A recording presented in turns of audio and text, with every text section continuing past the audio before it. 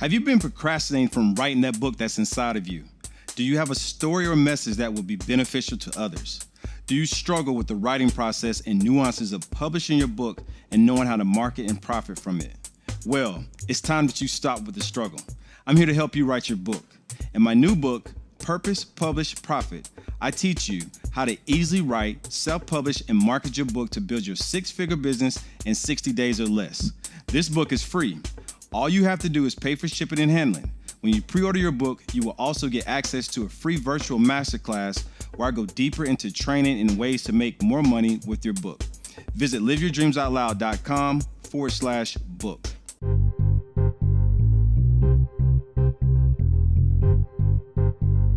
Next up on the Dreamer Series, I have the co-founder and CEO of Tempo Therapeutics, Westbrook Weaver.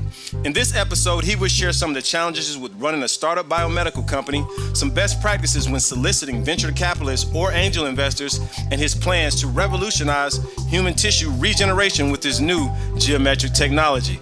Oh boy, we're about to go nerd on you. It's all here next up on the Dreamer Series. Ladies and gentlemen, welcome back to another episode of the Dreamer Series. I have the great pleasure of having my boy, my friend here, who is the president and CEO of Tempo Therapeutics, Mr. Westbrook Weaver. Welcome to the show, sir. Thanks, Brian.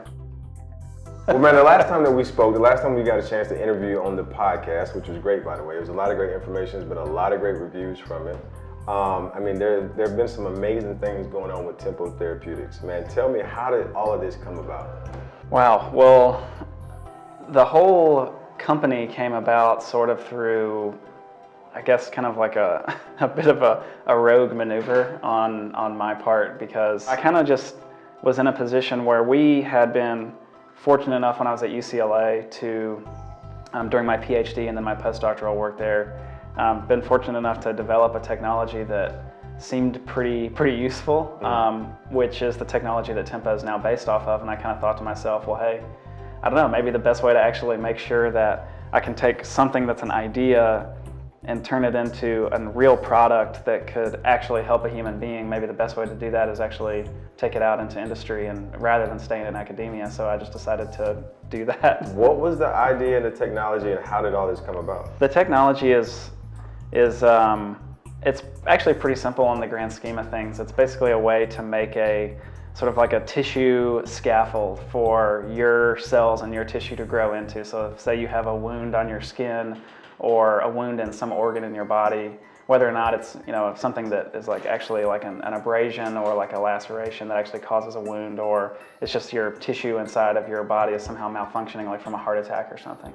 This is like a gel that you can literally inject into that part of your body and acts as a matrix for that tissue, for your healthy tissue to grow into it, and then reform healthy tissue where the damaged tissue was. And then that sort of gel that we inject gets dissolved away.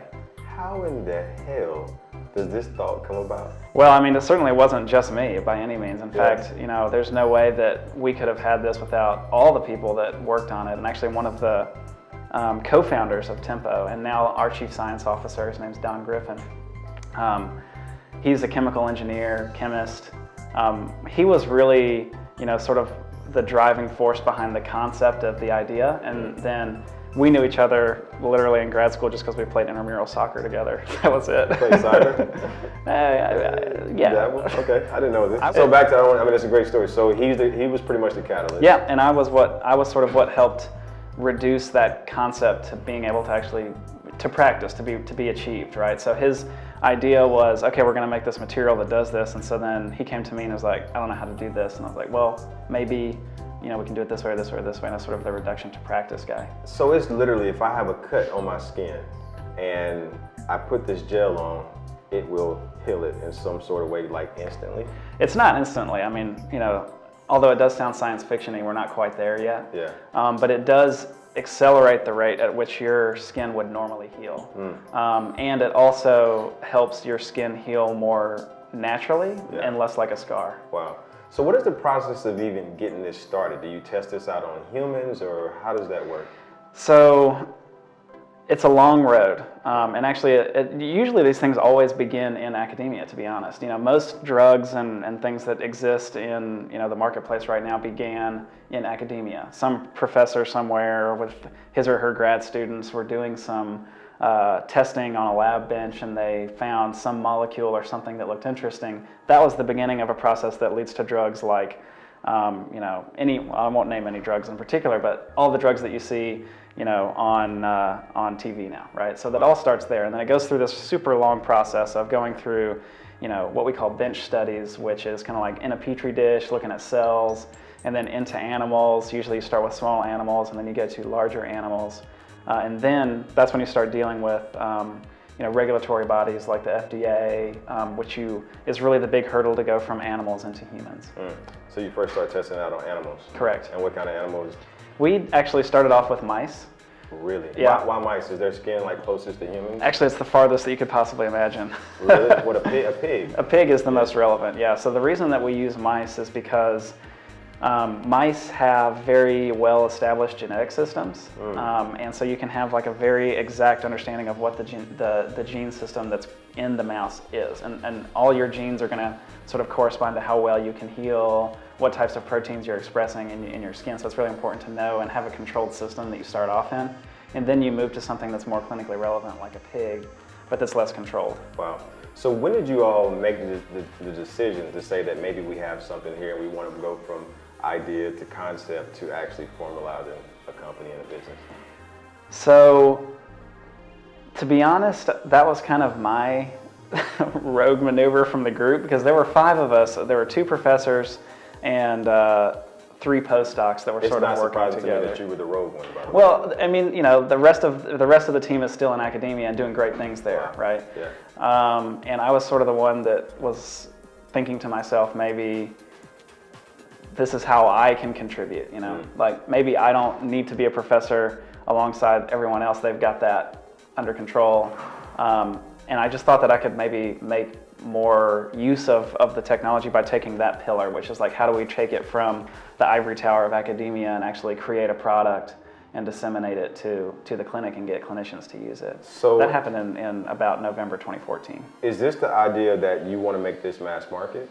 Oh, absolutely. I mean, that's the way that, we're running a business, so the way that you run a business is you make money, but the idea is not just, the idea of a business and in a vacuum is to make money, but the purpose of that is to deliver products to patients. But the way that you do that is you make a profitable and successful business. Wow. So how did you start that process? Because you're the one that wants to be rogue and allow them to be in the academia space. So how do you start that process? Well, it started off with, I think, perhaps a bit of hubris on my part, thinking that I knew what I was doing. Like basically, a lowly postdoc who's a scientist, who's been trained as a scientist, thinks, well, I can start a business. Yeah, I can do that. I know how to do this. Like, can't be that hard. We've done most of the work already, which was the first, fallacy, basically. And so that's what it started with. It started with me thinking to myself, oh, I can do this, which was good because that gave me the motivation and the confidence that I could do it, even if it was completely untrue. But then I think, that was sort of the impetus that got me out there and got me thinking about, okay, how do you do this? Who do we talk to? How do you even form a company? Like, where's a lawyer that I can talk to figure out how to do this? Take me back to the first few times oh my gosh. You had to go out on the road and raise money. What was that process like for you? I have a great story about that. Yeah, I'm down. We basically we were invited to his house, drove down to San Diego, went through this gate to get into their community, and went into another gate to get inside of his house. And that's when I knew, I was like, oh man, we're in over our head. We don't know what we're doing. But we just went in anyways, and sat down at his very large dining table, very large, nice dining table. And actually it was literally like this. So I'm here, he's there, Don's right there, there's a little laptop right here. And so then I give him effectively what is a mediocre lab meeting presentation as our company. And he asks me, this is great, he asked me, he's like, so that's really interesting and a really interesting piece of technology. How much do you think your company is worth? And I told him, I was like, well, I think, you know, and I gave some, I can't even remember what I said, I probably blacked out at that point. And yeah, and told him that I thought that our company was worth $50 million. And he said, wow, that seems pretty high. You know, I would have thought more like 25 million. And then of course I was like physically hurt by this. You know, it's like, oh my God, I can't believe you think my company is only worth $25 million. And now in hindsight, I realized that if I had taken that deal, it would have been the best deal of my life. Wow. Yeah, obviously. I mean, it's not like he was saying, I'll write you a check, but even that he even made that comment is orders of magnitude over what most other companies are valued at the early stage. And then he said politely, you may go now. And we left.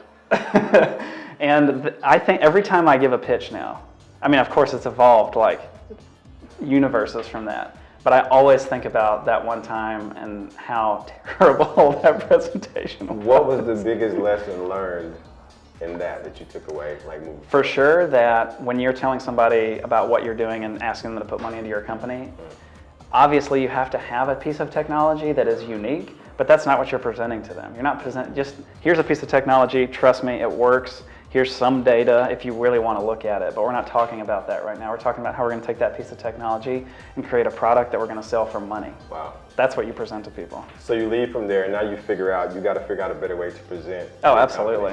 What is your process like? What do you start doing? I started learning a lot. Actually, I started reading a lot of blogs. Yeah. There's a lot of VC blogs, especially in biotech, biopharma, and medical device, because venture capital is kind of composed of a lot of different types of people. So let's say you have a group of VCs. It's not just like 5 people, all aged 45, you know, sitting in a room and making decisions about whether or not they should invest in a company. It's actually like, I mean, they have young people who are doing, you know, who are analysts, who are helping them analyze the companies and the markets, and then they're making the decisions, and they also have consultants that they bring in, and like people who have been around for much longer that are sort of making the other, you know, higher up decisions. So it's a very hierarchical, it's kind of like a machine. It's like an investing machine with like a lot of brains trying to figure out whether or not it's going to be a good investment. And so a lot of those younger people, especially the analysts, are very open with their experiences. And so there's a lot of blogging that you can sort of like read from their perspective to sort of learn about like, you know, when we're looking at companies, this is what we're looking for. I think there's a big misconception when it comes to the thought process of VCs and angel investors, and there's a distinct difference between the two. Can you talk about the difference? Absolutely. Between the two? And we definitely talked about this last time. Yep. And I will tell you that I have a very different perspective on it now, probably because the experience over the last, what was that, 6-9 months or something like that? So 9 months ago. I mean, there is a big difference. So there's a big difference between an angel investor and a VC. I say the number one thing is that an angel investor is doing something more off of belief and feeling, whereas a VC is making a calculated decision. And that's the biggest separation, I think, between the two. And I used to think of that as a bad thing in terms of the venture, you know, aspect of it. It's like, oh, they're just making a calculated decision, like they don't really care. But at the same, go ahead. No, is that fundamentally in the bio? I mean, is that a fundamental thing for VCs and angel investors? What you just said, that perspective, or is that across the board? I would say that the fundamental difference between them is the calculated decision versus, you know, making an investment based off of like a gut feeling.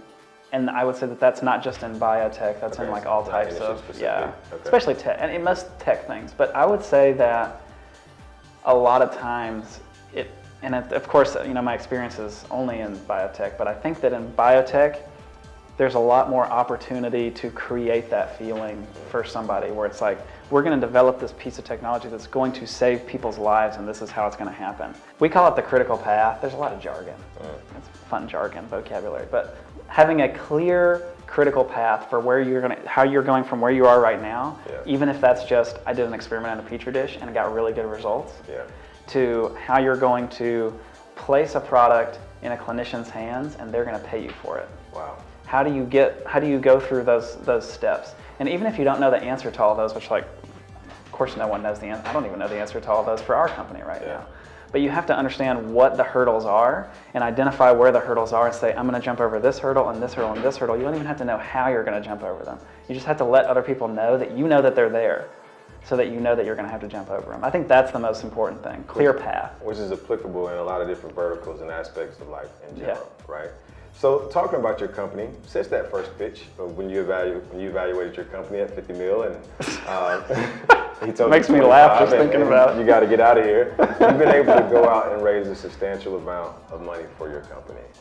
Are you at liberty to share the dollar amount that you've been able to raise thus far? So far we've raised $2 million, which is enough to get us through what we're calling our seed stage, to get us to the next, round of financing. And that's very, again, it's very clear. You have to be clear when you raise money from somebody what you're going to do with that. What is a seed stage? So there's these sort of, again, it's jargon and vocab, but seed stage is the first stage of raising in a company. And there's multiple terms that different people use for it, but I think the generally accepted terms are seed, and then you go through to what's called series financing. And the reason it's called series is because you raise money over and over and over again. It's just, they made it as simple as the alphabet. Series A, B, C, D, E, F, whatever, on down the road. So with that being said, in the seed stage, and you don't have to say the amount, but in the seed stage, is there an evaluation on what your company is? In order to get the money? Every scenario is completely different. And so I would say in our stage, we haven't directly done that, and we've raised on something called a convertible note, which allows us to sort of say, look, we have something that we think is really interesting, but we don't have enough hard evidence to really value our company yet. So we talk with the investors and say, we're going to bring you in on this note that'll then convert later on when we raise more money, when we have more evidence to create a strong valuation. So are you able to go from the convertible note to the seed stage? Do you have some sort of, or a better perspective or true indication of what the valuation of the company is now, since you're ready to go into the series? Already, now? Yeah, definitely already. We have a much clearer indication. And you can kind of bounce these ideas off people, right? Because you're talking, my job is basically to raise money for the company. I used to be a scientist, now I'm a businessman, right? Yeah. And still a scientist. I have the technical understanding to be able to talk deeply and quantitatively about what we do, which I think is important. Right. But I also have to understand, really in here, that I'm not the person that's doing the science anymore. Our scientist, she is the person that does the science. Her brain is the one that not only performs the science, but thinks critically about it. And then I, of course, participate in sort of those thought experiments with her about, let's do this based off of these results. And our CSO, Don, of course, participates in those as well. But that is not my core function anymore. From a leadership perspective, is there some sort of model or any mentor, another company that you're kind of mimicking, so to speak, or that kind of gives you the perspective of maybe how the company should be ran? Because now you have employees, you've gone from research to idea to concept to raising money, now you got a team. How does that happen for you? So I think for me, the most important part about the management aspect of this, which is nobody teaches you how to do that, right? Especially not when you're getting a PhD in biomedical engineering. Nobody cares if you know how to manage people, which is a huge mistake, to be honest. Which we had great dialogue yesterday about the whole process of. And part of that is, I think, having compassion for people is a very important part of managing. But at the same time, there's a lot of nuances to it that you can either learn the hard way, or you can try and look out there to what people are offering as their experiences.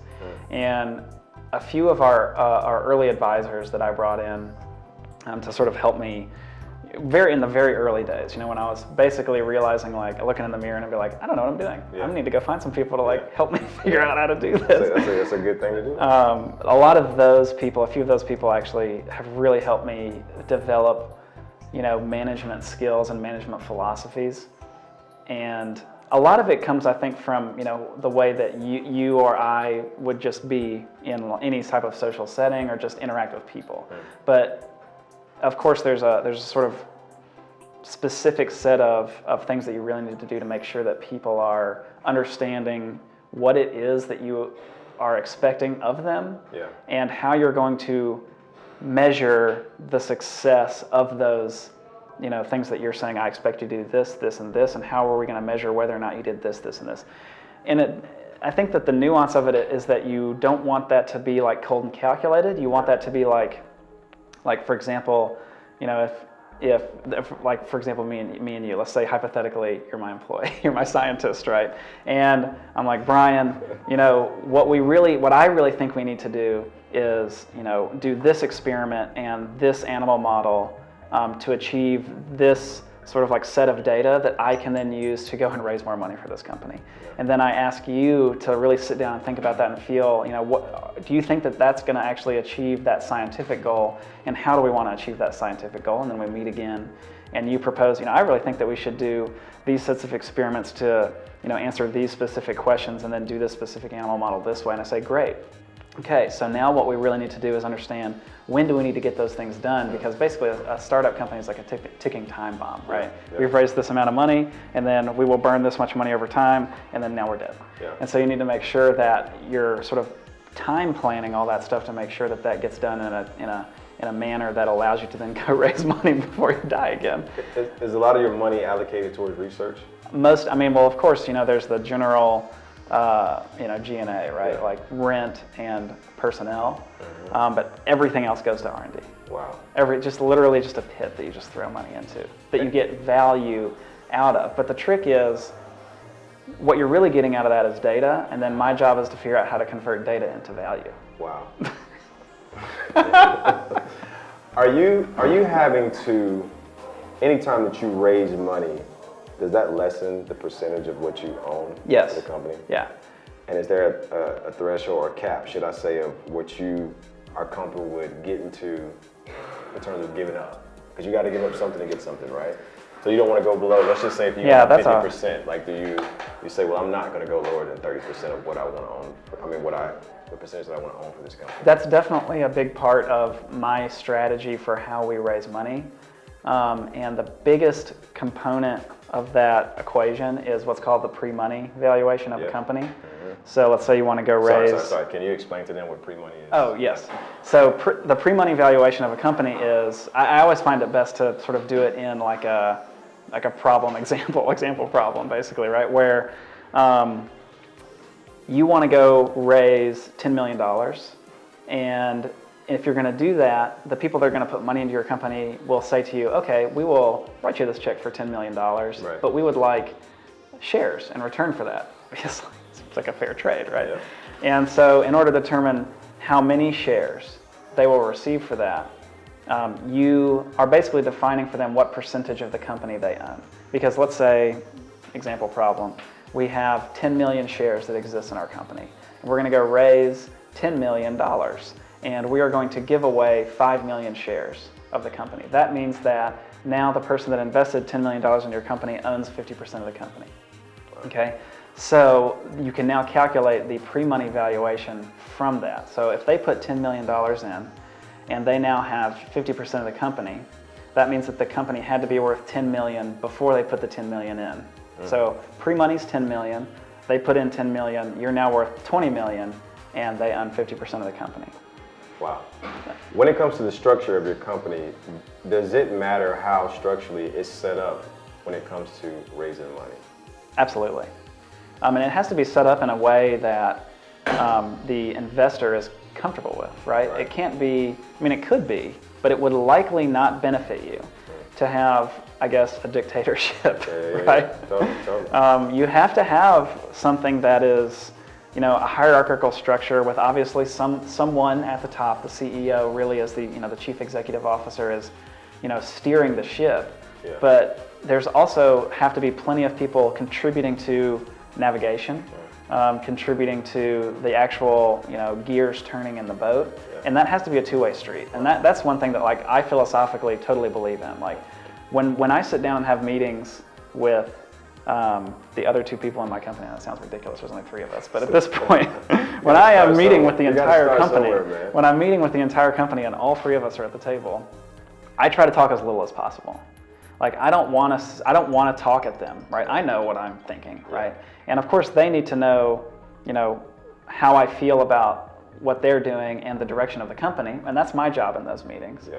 But really my job is to just listen to what they have to say about what's going on in their specific vertical, right? What's going on with R&D, what's going on with product development, what's going on with manufacturing. Yeah. I need to listen to them and not talk at them. And I think that two-way street is super important when it comes to an investor looking at your company and understanding that there's a functional machine here that is not just like one person barking orders at everybody, and then if that one person gets a crazy hair one day and decides to make a left turn off into, off the cliff, then the whole company's over. They don't want that. Yeah. And I don't want that either, Totally. right? So it's really important to be able to show that to an investor too, and that's actually pretty tricky. Wow.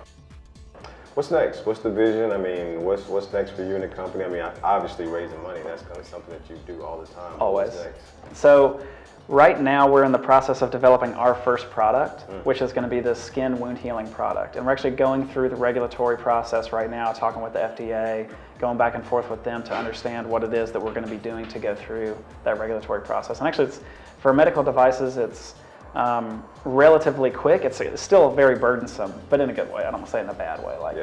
It's important that it should be burdensome because we're going to put this stuff inside people, so it needs to be safe. And so our goals for the next year, between now and the middle of 2018, are to get that product cleared by FDA to be used in humans, have our manufacturing process working and producing, and use those two things to really go and raise that next round to sort of build out the company in terms of breadth, because we want to develop other products, not just the skin healing product, and then also increase the manufacturing capability that we have and actually get product out into clinicians' hands, do things like controlled clinical trials, post-approval clinical trials, things like that for the skin healing product. So it kind of becomes like multifaceted in the next year, where instead of just having one product that we're really focusing on that one thing right now, after we can get that into the market, we can really start to focus on taking the technology and making other products that we then put into the market as well. When it comes to scalability and well, not scalability, but more so like mass market rollout, is there a way for you to still roll it out to be mass market without it being FDA approved? No. Okay. It's a short answer. Even if you sold it online? Correct. Yeah. It really all depends on the claims that you're making on your product. Yeah. That's really what FDA is regulating. But even if we're not claiming anything about our product, it's still it would be a massive, massive risk for us to put that out to be sold and used in scenarios that could harm a person. You know, I mean, like if you have a deep cut that goes all the way down to your bone, and then you put this stuff, because I was like some snake oil salesman, I have this like little website that has all this like shenanigans on it about, not actually telling you what my product does, because that would be illegal. Yeah. It's a huge risk for us to do that, because bad things could happen to people if we are not properly regulated in how we manufacture this stuff, and that's the purpose of the FDA. Right. And in order to really get clinicians or physicians to use your product, you absolutely have to go through that process. Yeah. And that's what we want, because really we want clinicians and physicians to be applying this product in the way that is in a controlled way and by people who are experts, that know what they're doing. Because wound care for skin wounds is a really tricky thing, right? And physicians spend their entire lives understanding how to do that, whether or not you're a dermatologist, or actually a lot of emergency care doctors will then end up becoming wound care doctors. It's an art, and it's very difficult. And so we want those people to be sort of our shepherds of the product in the field. And actually it's really kind of guerrilla, to be honest, because we're not like going out there with like a huge sales and marketing campaign, because that's kind of not what our business model is. Our business model is to be an R&D and a manufacturing company and partner these products with, hopefully, the big companies of the world that have the sales and marketing forces. But it's not like we're just going to be able to get FDA clearance and then walk over to the biggest company in the universe and be like, here you go, you can have this, and sell it to people now. Because they'll be like, great, get out of my office. Totally.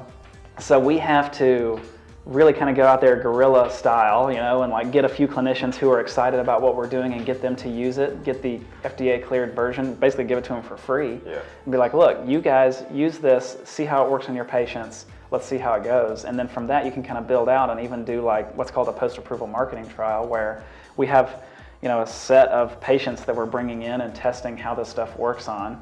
and seeing if it actually improves the ability for them to heal wounds over what clinicians would typically do. And then that's really the stuff that gets you that sort of like critical mass to then get into the market. Wow.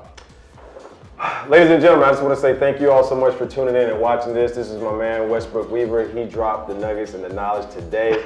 That is all for the Dreamer series. Until the next time, have a great day and be blessed. As always, I want to say thank you all so much for watching the Dreamer series. You know, we could not do this without you all, so thank you so much for tuning in. You got a chance to learn from Westbrook Weaver the differences between being an angel investor and a venture capitalist. You can take that information and soar with it, regardless of what your business is. It's something that you can learn and take for years to come. So thank you all so much for watching this. Continue to like, share, follow, spread this information. We need it. We need your support. Until the next time, have a great day and be blessed.